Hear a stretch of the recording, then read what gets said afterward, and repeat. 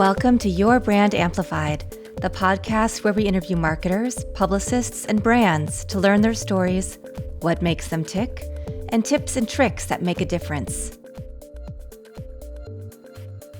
I'm really excited to dive into a conversation today with Jeffrey Shaw, because Jeffrey, you have been a lifelong entrepreneur, you are an author, you're a coach, but more than that, you also deal with the luxury market, which is not something that we talk about a lot. And I know that has its own unique constructs. So first of all, Jeffrey, thank you for being on Your Brand Amplified. Oh, thank you for having me on. I'm honored to be here. Yeah. And I want to hear about your background because I think you have a really unique background story with how you got into sales and entrepreneurship. And then I want to understand how you went from that door to door to luxury photography, and then on to all of your other escapades. So we'll just Sure. Well, it's, I get asked a lot as to how, most often people are curious as to how I went from being a portrait photographer for affluent families for 40 years to what I do now, which is more thought leadership. It's speaking and business coaching and writing books. And, it's interesting as we go through these iterations in our lives that to us, all the dots can connect, or I think a lot of people struggle with connecting the dots. And as a coach, I'm helping people connect the dots because often as we go through these iterations, we might shut down the door and not see how the dots connect. But for me, it just all makes sense, right? Because it's just progressively been the way my life has unfolded. But to summarize, to the point of your question, so yes, I did start out selling eggs door to door when I was 14 years old. It was my first venture into entrepreneurship. I was looking for some way of making money when I was 14 years old. I grew up in a country town. So from a business model perspective, this made sense to me. I struck a deal with a local farmer and bought the eggs off of him for wholesale. And I drove around neighborhoods and sold the eggs at retail. And I kept it very simple. I bought a dozen eggs for 25 cents from the farmer and I sold them for $1.25.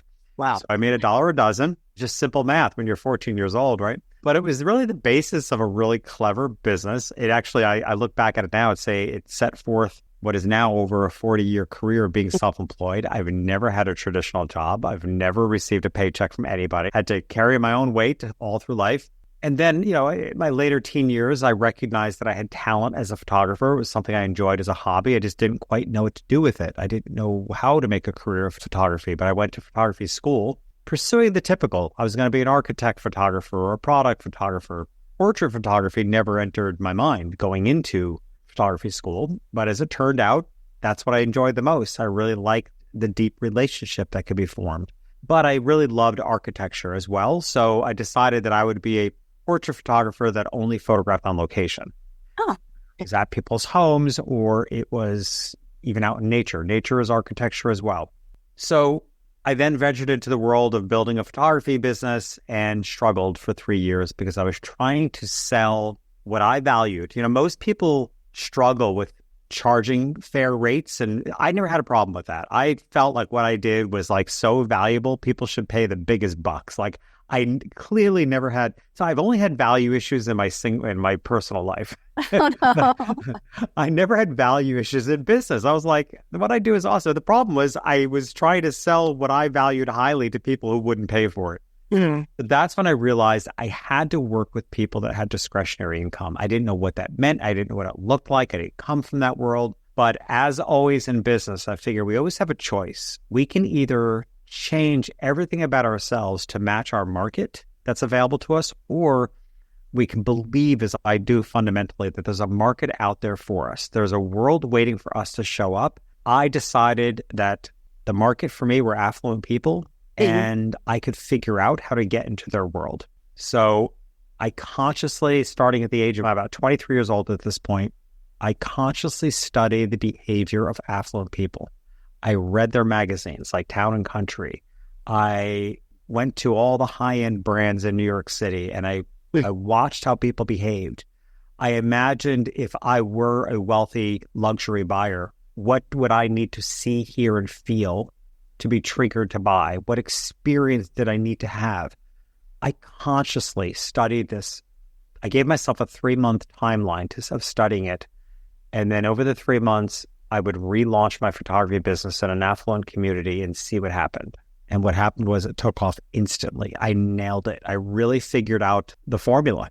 You were a brand expert without knowing that you were a brand expert. Yeah. And what's cool is that I was and that's why my specialty now, particularly in speaking, is I speak on luxury buyer psychology to help businesses who want to reach that market. Mm-hmm. So that is my area of expertise. But honestly, what it comes down to is buyer psychology. My first book is called Lingo. And Lingo is a brand message strategy book. And it is just whether your buyer is Walmart or your buyer is Bergdorf Goodman in New York City, you have to deeply understand what makes them tick, right? Their behavior, their mindsets, their values, their alignment. So I have chosen to help luxury brands and businesses with what I know. But I do also take what I know and share it with non-luxury businesses and help them figure out their buyer psychology. Because at the end of the day, it's buyer psychology. You just have to hone in on the buyer psychology of your market. Exactly. Well, I want to go back again. You said you didn't come from this world. You grew up in the country. You're selling eggs door to door. When you made the decision to go to school for photography, was that kind of an outlier in your family and among your peer group? That was just not something that was done because that wasn't something people would aspire to do? Yeah, I was born as an outlier. And I think, and so many of us are. I mean, I've asked huge audiences of people who felt like the black sheep in their family, and every hand goes up, right? Yeah. Oh, I spent my entire childhood asking, how did I end up here? And, it is funny. I laughed about it then too. And yet there was something really prophetic about it. I really knew that, I saw Oprah Winfrey in an interview once, and this really stuck with me, where she was being interviewed and somebody asked her, because, we all know the stories of how rough her childhood was. Wow. And an interviewer asked her, despite all that, did she know she was going to be famous? And she said, if I'm brutally honest with you and with myself, yes, I always knew I was going to be bigger than where I came from. And I have asked so many people that, and I would ask your listening audience to ask themselves, if you're brutally honest with yourself and you put aside how you've been socialized to be humble, mm-hmm. do you really think that you're going to achieve greatness? And so many people said, yeah, I always kind of knew. And as a little kid, I kind of knew. I knew this wasn't my permanent place in the world. Not that I've achieved my level of greatness. We all have different levels of greatness, and I have so much more to come. But I knew where I was born wasn't where I was going to stay. So I was an outlier. And often that shows up, as it did for me, in extreme shyness. It may show up in ways that we pull back and we play small. But I think sometimes we need to play small until we break out and we're able to step into our biggest, boldest selves. So yeah, I mean, to me, I absolutely felt like an outlier. Going to photography school was, the thing is, where I grew up, being self-employed, I always say this is why I became self-employed, because I felt completely unhireable. I was a shy, geeky kid. I knew higher education wasn't an option because my parents didn't have any money. I grew up in this area where people didn't talk about higher education. Like, it wasn't something our guidance counselor talked to. Like, it just wasn't expected. I had two older brothers. One didn't even finish high school. My other brother just went immediately into construction. Like, to me, it was like, if I don't take the bull by its horns, I'm not getting anywhere. So to me, self-employment was the only way to do that. And I only had one talent. And I still, I won't say I still only have one talent. I have more than one talent now. But I had one talent, which was photography. And I didn't know what I could do with it. I just knew that maybe this was my ticket out. That's so remarkable. And I do agree with you that when you feel different from your surroundings, you know that there's something you have to strive for. And I think it gives you a different grit and determination and fortitude, which clearly you had, because then you were able to translate that into, I'm not reaching people that I want to in the market that I should be in. And you figured it out and you gave yourself a timeline, and then you jumped in and you said it turned into instant success.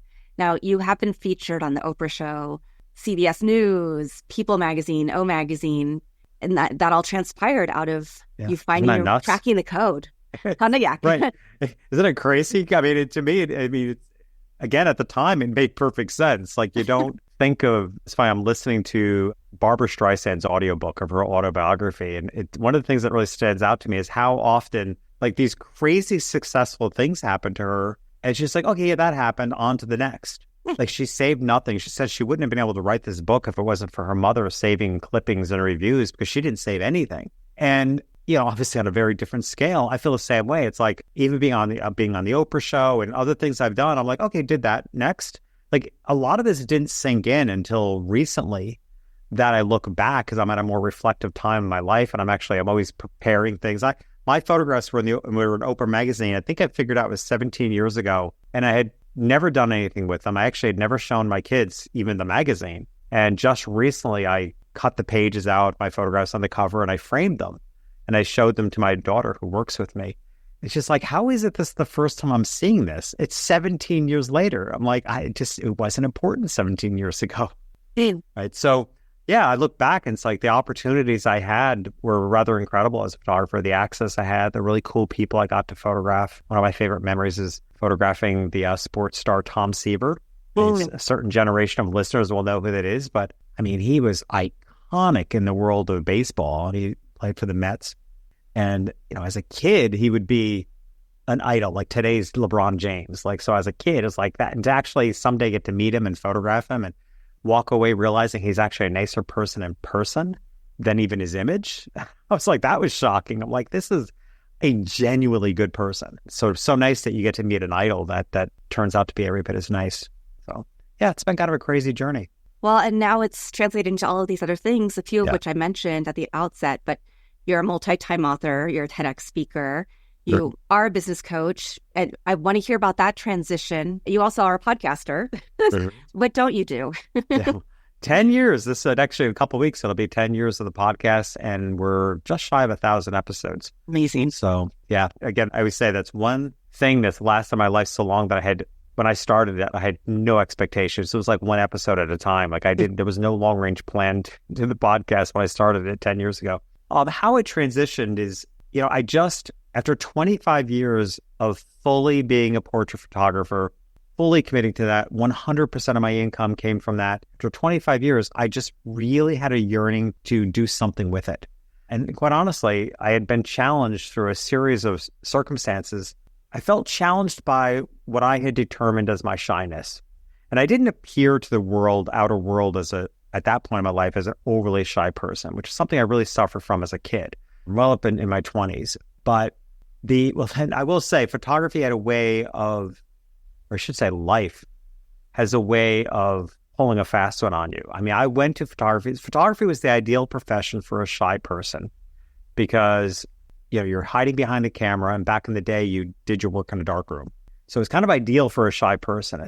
So to me, photography was the ideal career choice for me, which is why I went off to photography school.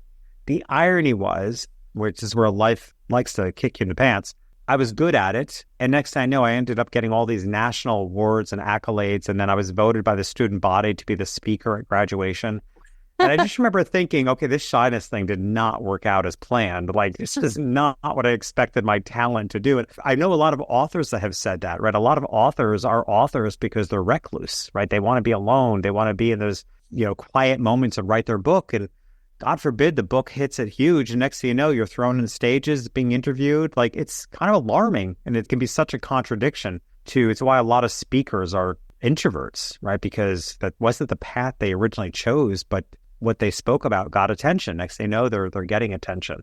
So I just felt at 25 years in business that I had played it small, even though I had a really big business and a very successful business. I was well known amongst a small community in the world, right? I was extremely well known amongst rich people, but that's a small, especially the uber rich, that's a small group of people in proportion to the world. So I really started questioning what value I had in the world and what could I do better. And I decided that I could take what I knew in business, in luxury marketing, and do something with it. And that's when I decided to coach. I did extensive coach training so that I would be good at it. I did a lot of training as a speaker so that I could present on stages and impact more people rather than a one-to-one client basis. That led me to, what if I put what I know down in a book? So I wrote my first book and then the second book. Working on the third. So to me, the whole journey over the past 15 years has been doing something for the bigger world than the very insular world I created as a photographer. Wow. Well, what was that transition like to step into, or I guess out of this world that many of us would look at as a fantasy world of the haves and back into, hey, I can utilize my talent in such a bigger way and find a new market? Yeah. The bigger market is scary. I mean, I was so perfectly comfortable with my clients. I always said I was more comfortable with my photography clients than I was with my family. I just felt like I got them. They got me. There was a formality and a casualness at the same time. Like we all knew how to behave and we all knew how to laugh and we all knew, I knew how to behave and I knew how to be a professional, but I also knew that I am perfectly comfortable climbing under the dining room table to coerce a child to be photographed who doesn't want to be photographed and watching how much the parents loved witnessing that, right? And how gentle I was with the kids. I always said I had the business as a photographer I did because of my relationship with children. I love them and they love me. And because the kids had such a strong relationship with me, the parents would never choose another photographer. And I knew that. It was just actually my primary clients were the kids. They weren't the ones paying me, but they were my primary clients because I loved the children I photographed. And they loved me. And the parents saw that. And they're like, well, we could never pick another photographer. Their kids would have an uproar. So just a way, these are some of the mysteries I like to unpack, particularly for people to understand the luxury buyer mindset. I think anybody not from that world, almost everyone has it wrong, right? The stereotypes, who they are, what makes them tick. It is so much more complicated than people think and also far more beautiful. I just said to somebody recently that 40 years in business with a high-end market, I can think of 2 times that I felt the behavior of an affluent person was inappropriate. One person I fired as a client and another person that I refused to work with as a client. 2 situations out of 40 years of serving this clientele, I just found absolute harmony and alignment with the people I was serving. So to me, that's why I challenged myself, because I was such a zone of comfort. I was the most comfortable I'd ever been in my life with the most beautiful people and the most beautiful settings. Yeah, that's my zone of comfort. The zone of getting out of my comfort zone was, I often say, oh my God, I would do 150 shoots a year. And 75 to 80 of those were repeat clients. So I used to say, well, if 80 of them were repeat, I only have to get 70 people in the world this year to like me. Has been most out of my comfort zone is writing books and doing things that I do now and thinking of the thousands, tens of thousands, hundreds of thousands of people that you need to get to at least like you a little bit. That's what's scary for me. It's like I am so much more comfortable just needing 70 people to like me. Whereas you write a book and you need to sell tens of thousands of books, it's like you need a lot of people to like what you're doing, to like you as a person, to like what you're putting out. That was the initial big push for me out of my comfort zone. I'm far more comfortable with it now. I thrive on it. I like bigger audiences. That's what's ironic. I actually like bigger audiences for speaking. I like bigger audiences more than small audiences. I'd rather speak to an audience of 1,000 than an audience of 50. There's just something more comfortable about it now. But the initial really big stretch out of my comfort zone was feeling the weight of, I used to call my small numbers nemesis, because whenever I would find myself thinking small, it was because I was thinking in small numbers. And I would always need to push myself, and I'd need coaches to push me and think, no, think big. You don't want to just sell 5,000 books here. You want to sell 50,000 books. So I always have to get the numbers bigger because my brain goes to small numbers. And talk about, how did you find your first clients for coaching? And now the Self-Employed Business Institute is I don't know if it's your latest endeavor, but certainly it's one of the newest. Yep. I love the name. I'm sure the SEO is amazing for your website. But what was it like getting that first client? And were you finding that people were comfortable coming to you who are not from that luxury market? Because I believe that you still speak to the luxury market well at conferences. Yeah. So I'll be honest, when I started speaking in 2009, so I think it was like 2008, I did my coach training. 2009, I decided to up it and said, well, what if I was a speaker? So I hired some speaking coaches. Because people knew I was still in the world of photography as a photographer for affluent families, everyone was telling me, you should specialize in luxury marketing and sales. Mm-hmm. But thinking I was stepping into this bigger world of impact, I literally said to people, I don't want to go to my grave just being all things rich people. I felt like I had a bigger purpose. I had really discredited in a lot of ways, not so much myself as a photographer, because I love the business I built, but I somehow, let's say there was shame involved, because there wasn't shame. It was just, it's such a specialized field that I felt like it wasn't big enough to have big impact. So I really didn't speak in the luxury market or do anything in luxury marketing and sales for many, many years. And I focused on entrepreneurship. I wanted to help entrepreneurs, self-employed business owners. So, of course, the first to come to me were photographers because I was well known in the industry of having a very unusual photography business. So initially I was coaching photographers. And the thing that I wanted most for photographers is I wanted them to have a good business. I felt, as I still do to this day, and the one common denominator amongst everybody that I coach, true also of almost all the audiences I speak in front of, is that everybody in my world is really good at what they do, but they may not feel that they're good at the business side. Right? So when I started coaching photographers, I wasn't interested in making them better photographers. I never spoke about photography or equipment. I wanted them to be better business people.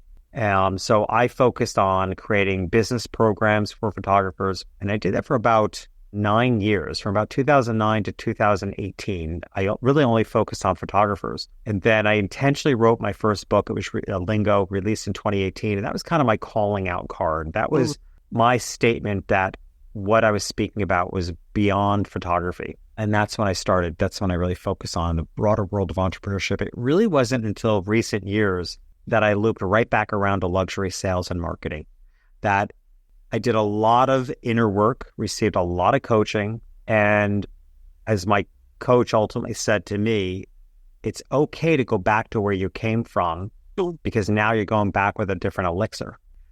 And that's what I have, a different level of maturity now and a different level of understanding of. I also retired from photography. I officially retired from photography just last September. I did my last photo shoot, made it known that was my last photo shoot. I've been doing less and less over the years.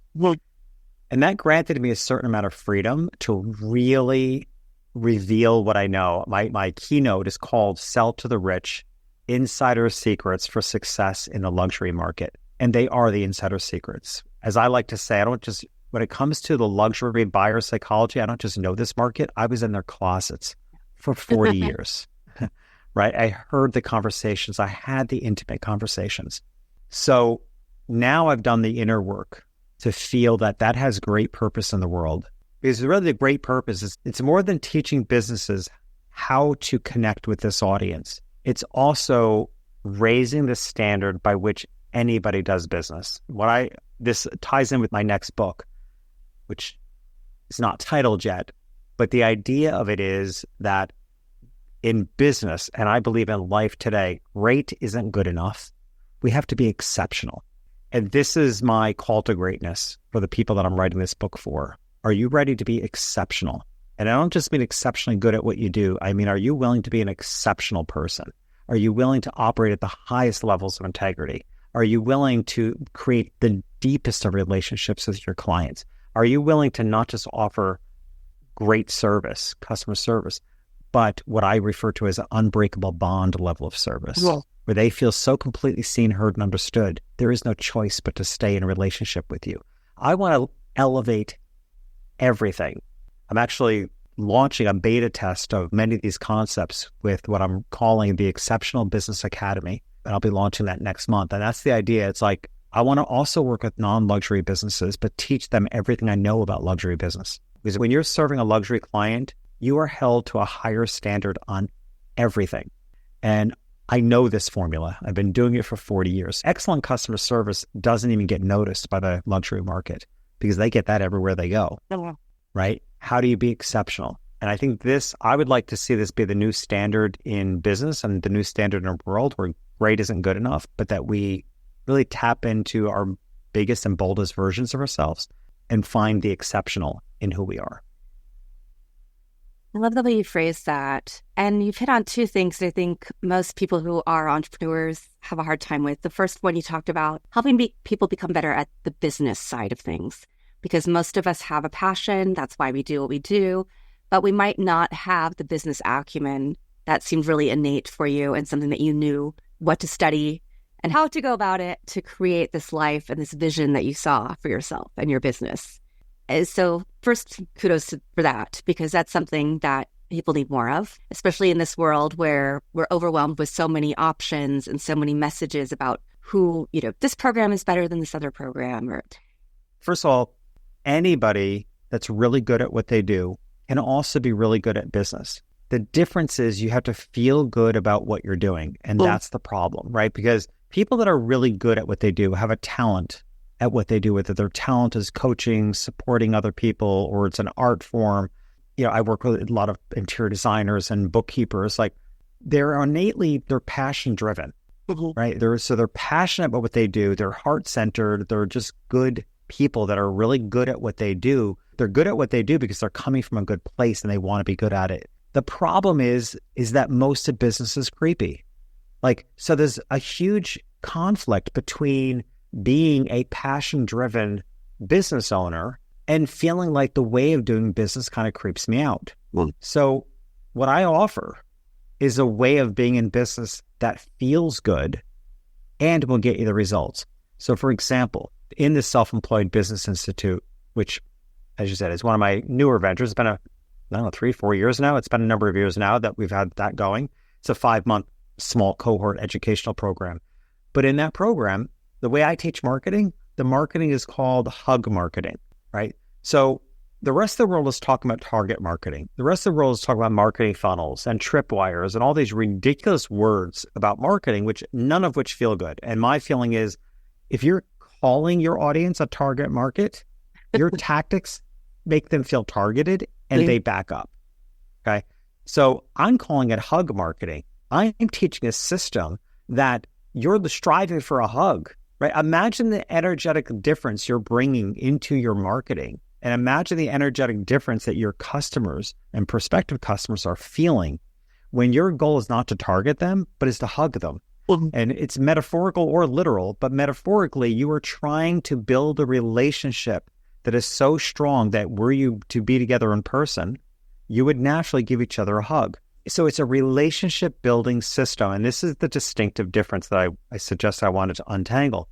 In today's world, and I guarantee most of your listeners are in relationship-based businesses, but we exist in a transactional business world. Therefore, everything in the transactional business world is wrong for us. And we need to figure out how to be in a business in a relationship-based way that feels good to us. And when we feel good about the way we're doing business, we'll be more excited about doing business and we'll get better results. Yeah, particularly with the advent of AI and cookies and a lot of the other things that are tactics and jargony, right, in marketing and sales and digital marketing particularly. We see, though, that consumers are demanding authenticity and more of a personal relationship and personalized marketing.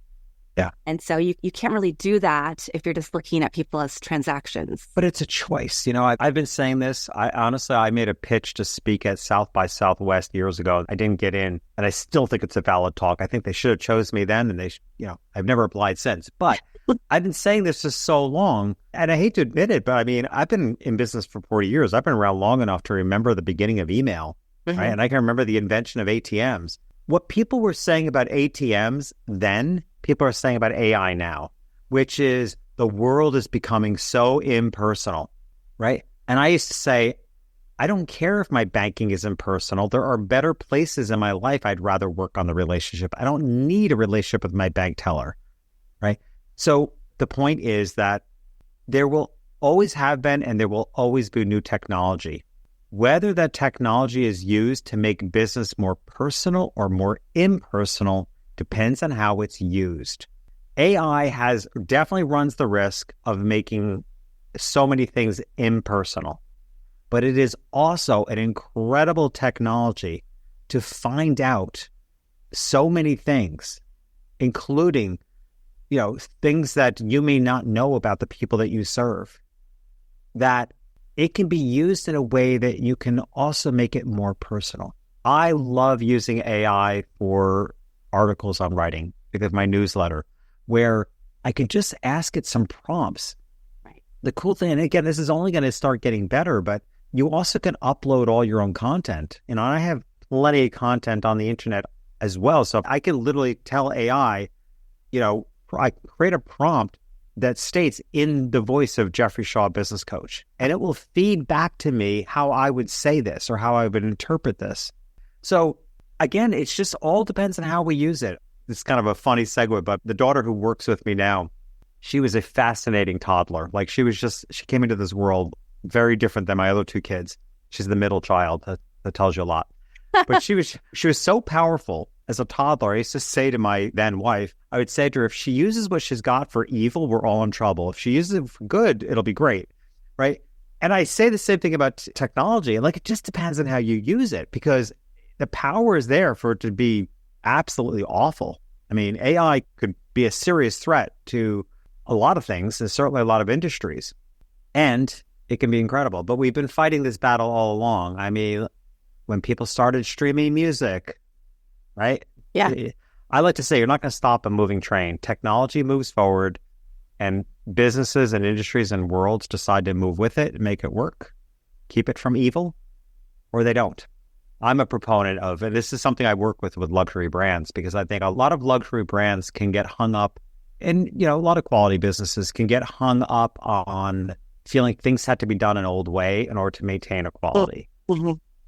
And I've had disputes with a lot of luxury brands that by today's standards, they take too long to deliver what it is that they offer, whether it's a service or a product.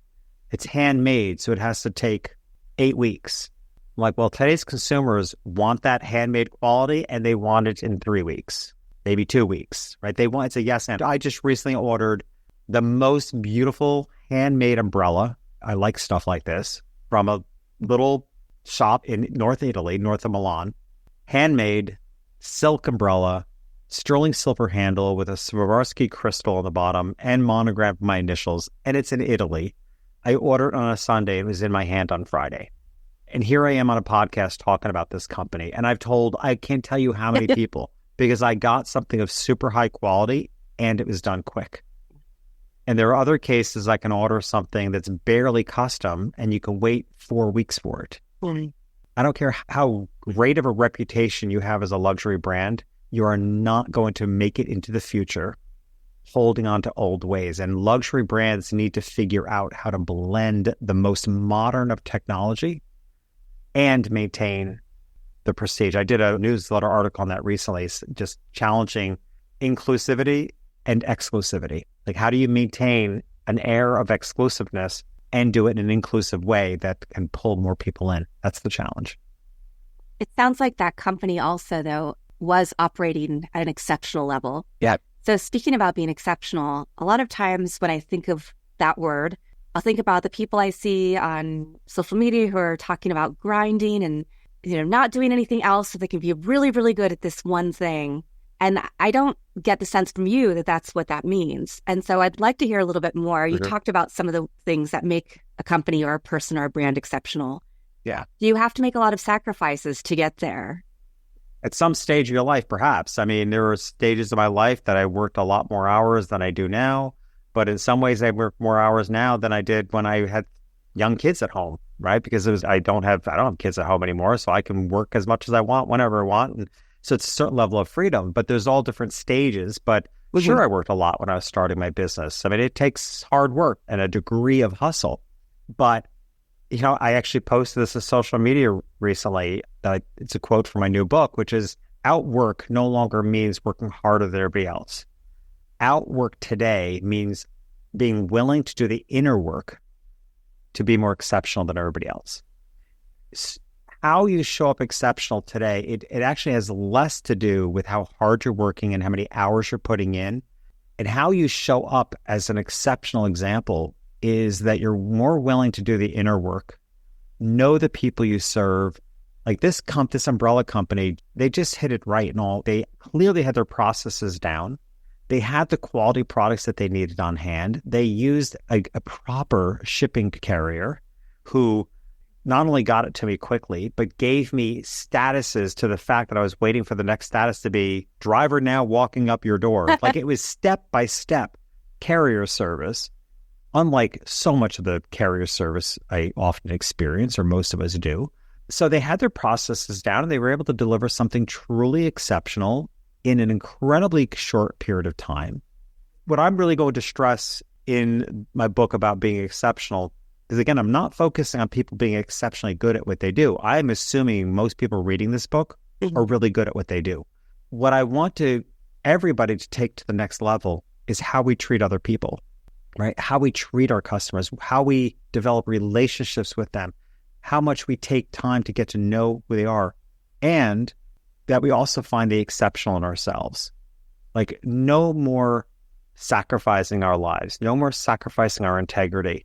Like, to really show up exceptional, you also have to be willing to do the inner work, to clean the slate within yourself so that you're really showing up the energy, the integrity of everything you did, the proper methods that are not harming our planet. And this is all part of being exceptional, which I just think is going to be required to move forward. And I think it's a closer match with consumers of the future. I think the generation of buyers coming will demand that business be done in not just a great way, but an exceptional way.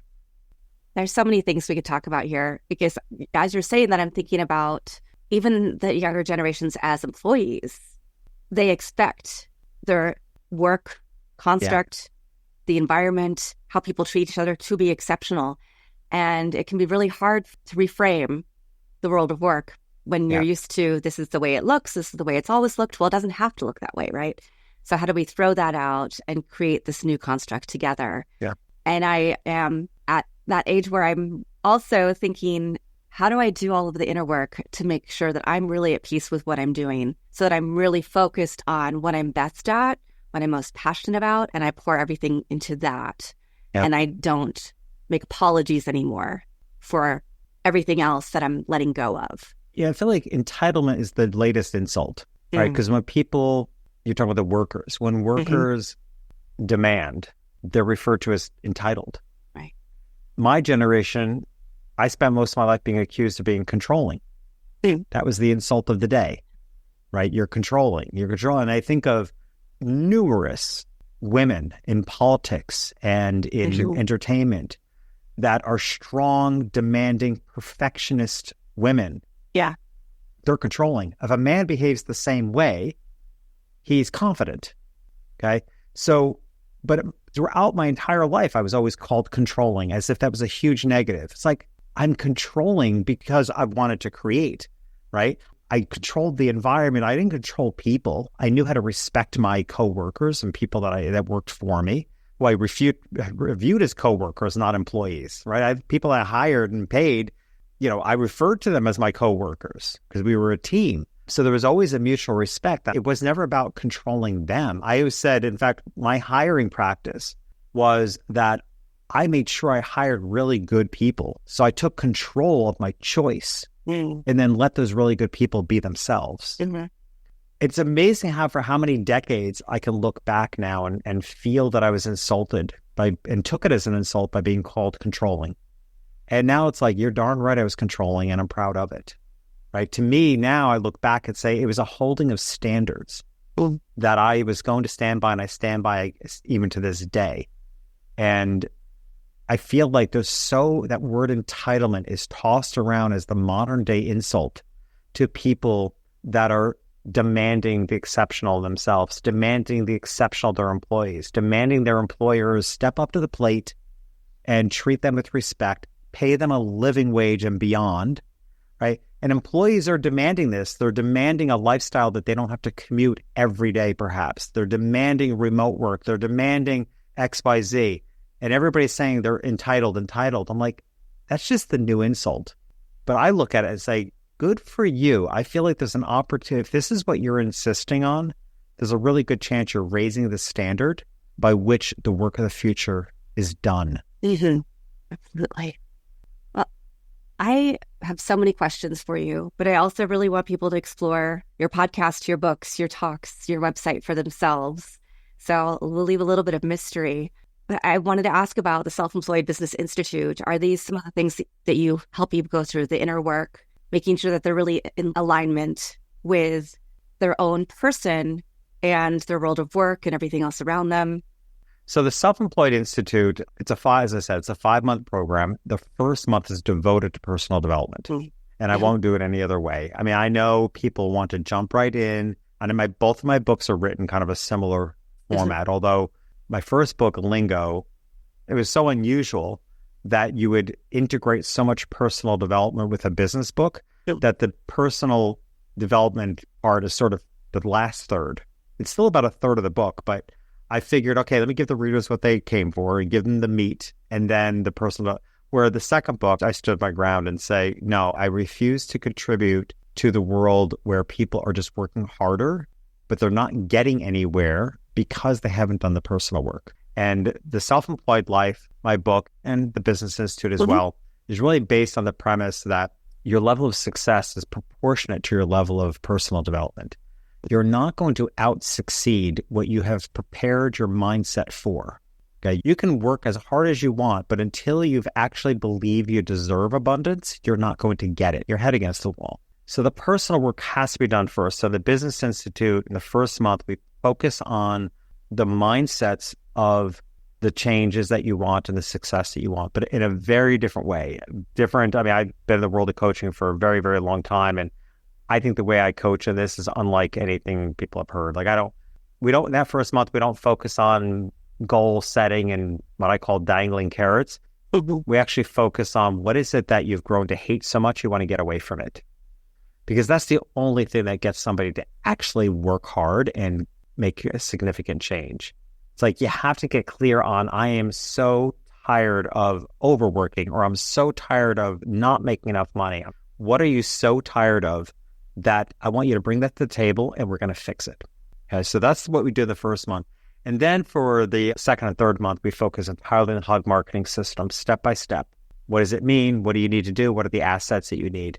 And we do brand messaging, we do website development, business model, like the actual construct of your services, pricing, how they link together. And then we end with very strong clarity about what are the most significant next 3 steps you can take to improve your business.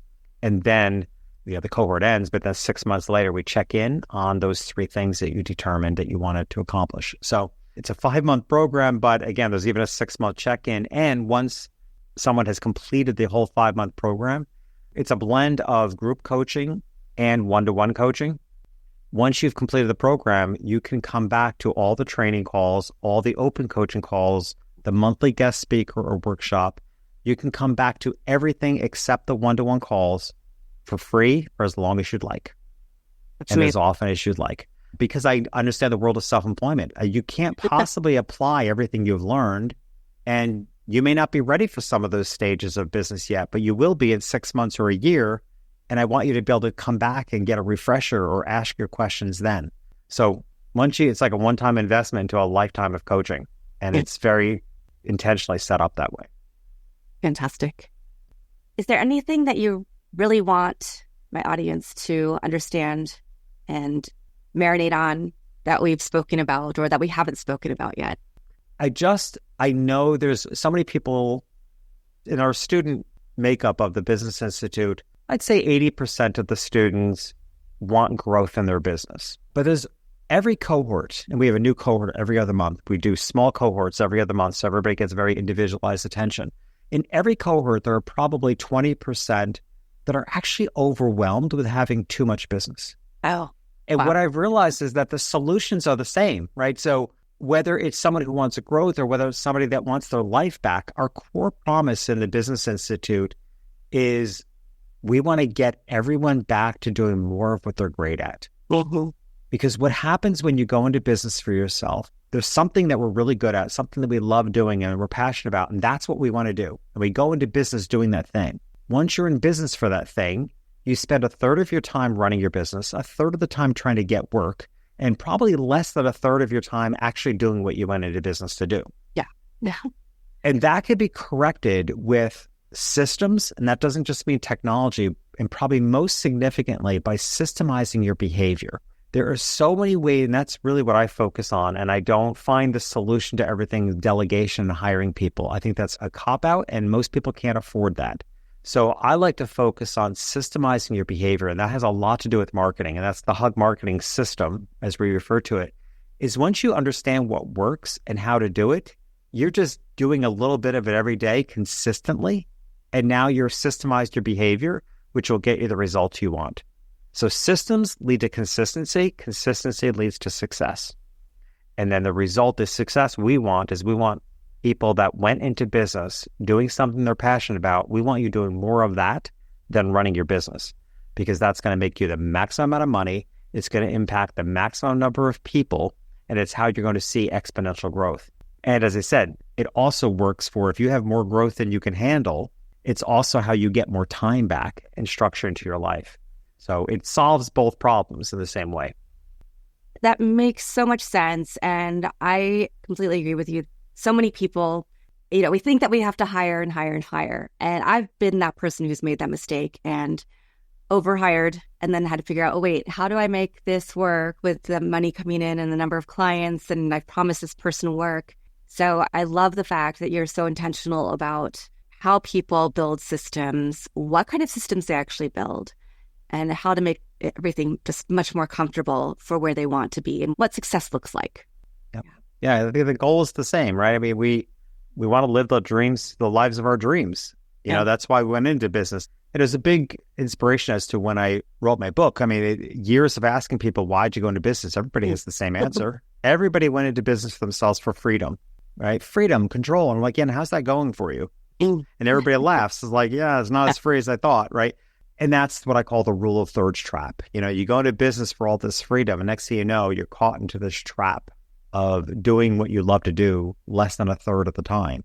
Well, how can we change that? How can we get you back to doing what you're great at? Because the impact of that on your own life and the life of others is just massive. And that's really where you want to be. And it can be done. And it's what we do. Lovely. And Jeffrey, everybody can go to your website, jeffreyshaw.com, to find your books, find your podcast, find your programs, find out perhaps where you're speaking next. Yep. Download your newsletter. Yep, the newsletter's on LinkedIn. I tell you, especially in lieu of our conversation, what I would recommend is people can go to selfemployedassessment.com and actually take a 7-question assessment. It's what I refer to as the self-employed ecosystem. And in that ecosystem, so if you take the self-employed assessment, again, selfemployedassessment.com, in 6 questions, it will give you an incredibly thorough report on what your strengths and weaknesses are in the ecosystem of your business. Like, do you need more personal development? Do you need more business strategy? Do you need more, improvements of your behavior, like your systemized behavior? So it'll give you a really good report on what steps you can consider doing next. So again, it's selfemployedassessment.com. Fantastic.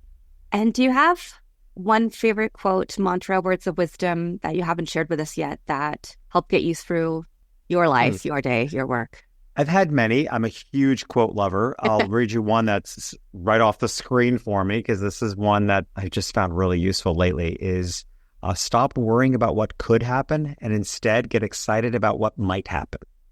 I've really grown to love the possibilities in that quote. And I don't know who said it. I just came across it, and I'm not sure who said it or if it was one of my coaches. I just wrote it down one day and I found it on a piece of paper. I'm like, oh, that's good. I see that in you. And I see that in the way that you're helping other people achieve and realize their dreams. Thank you so much. This has been a really lovely conversation. I know I've drawn a lot of inspiration from it myself. Good. Thank you. Thank you for having me on. Thank you to everybody who's watching or listening to this episode of Your Brand Amplified. I am Annika Jackson, and I'll be back again with another amazing guest to share their story in a few short days. Want more? Check out amplifywithannika.com or follow me on socials at amplifywithannika.